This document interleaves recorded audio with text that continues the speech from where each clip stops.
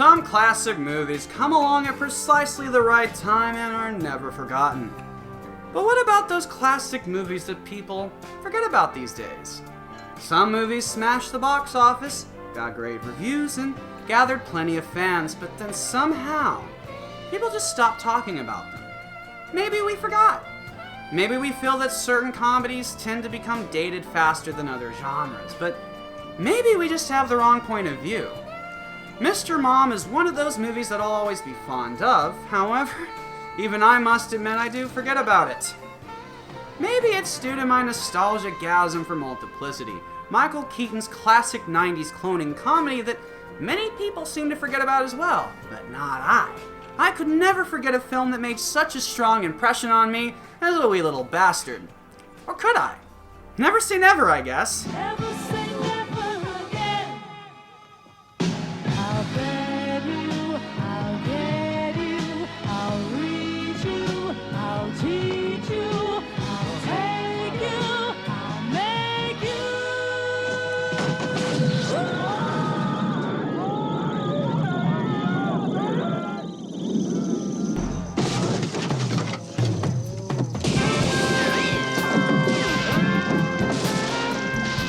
This is why I find it fascinating that I both forget Mr. Mom exists and that I indeed own the movie.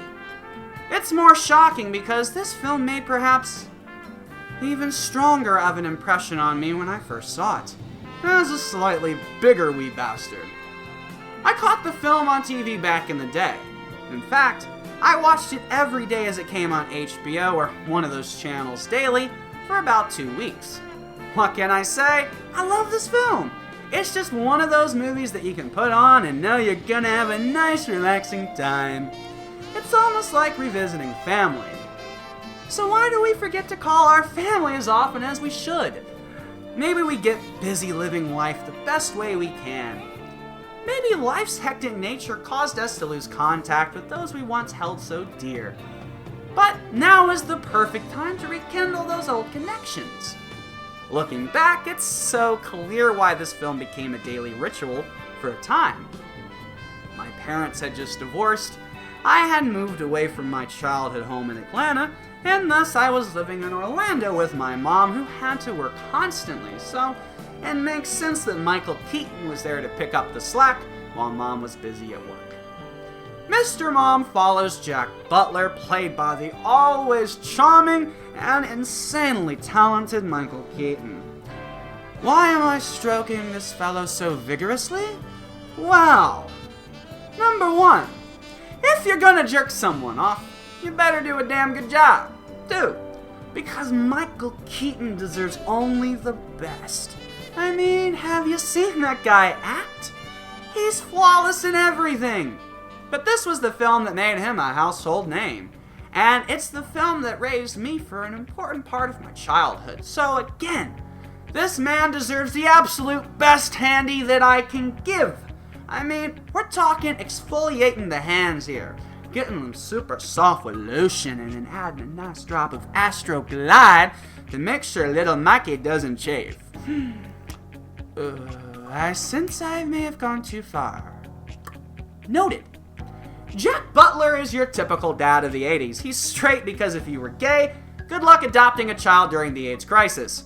Jack works at an automobile plant, and not long after the film starts, he gets laid off from the job that not only provides his wife and 3 children with a decent living, but also gives Jack his purpose in life. Since Jack is now unemployed, Jack's wife Caroline decides to head back to work, and as luck would have it, she is able to land a really great job at an advertising agency. But what does that mean for Jack? Well, it means his out-of-work ass will be staying at home as he dons the Mr. Mom cowl. I'm Mr. Mom! What ensues is 90 minutes of heartwarming hilarity. Most of the film's comedy comes from the humorous ways that an 80s family man would handle what was at the time a traditionally female role. Hey, millennials! Stop looking up pitchforks on Amazon and hear your fellow man out before you consider pulling out his heart. Now, What Mr. Mom does wonderfully in those 90 minutes, besides making you feel as warm and fuzzy as Kenny's whoopee, is to create a superb time capsule of the 1980s. The comedies that we think of as dated are often just as funny as they always were. The issue is that some comedies require context for all the jokes to land, and in the case of Mr. Mom, context is required for most of the film's humor. That being said, most people will get the context right away. In fact, those of you who get it are probably writing me right now saying, "Oh, I get it. He's a male in a time when the males were the ones who worked, and the women were the ones who stayed at home." Millennials, please cancel the Pitchfork order on Amazon.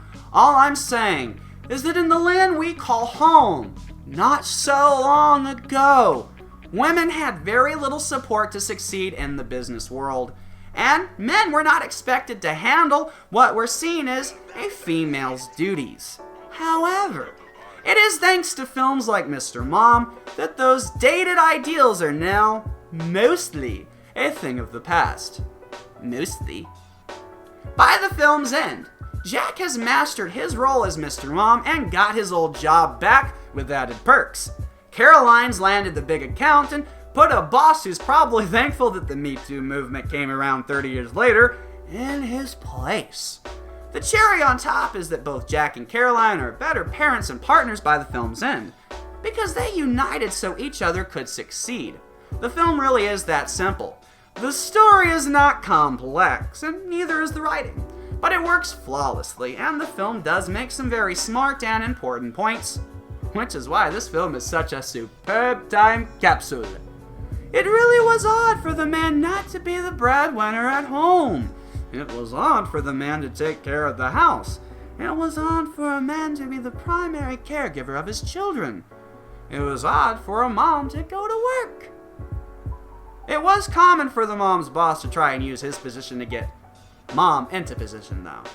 But times they changed? While we can move past the ideals of the past, the art that those ideals created should not be left in the past.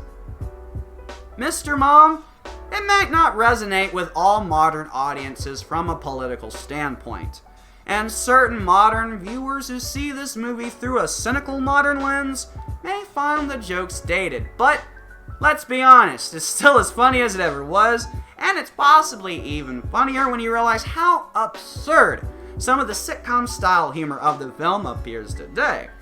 But if you look at it through an 80s tinted lens, you'll see that the humor very much reflected the way people lived, and in a very real way at that. Thanks for watching Mega Media Overload's retrospective on the classic Mr. Mom. Head on over to megamediaoverload.com so you can give a listen to the Weekly Overload, Mega Media Overload's new podcast, where I'll be bringing you all of my crazy, wacky, loony, zany thoughts weekly and completely uncensored. So if you want to hear a totally free-thinking sumbitch, come on down. I don't mind that sumbitch used to be a redneck phrase. I'm not a redneck nor racist. But I don't mind talking like a redneck at times because it's damn fun, y'all. So we'll see you on the Weekly Overload, and we'll see you on our next video here on Mega Media Overload, right here on our YouTube channel. But don't forget, megamediaoverload.com is your source and home for informative entertainment. So stay a while and listen. We are the music makers, and we are the dreamers of dreams.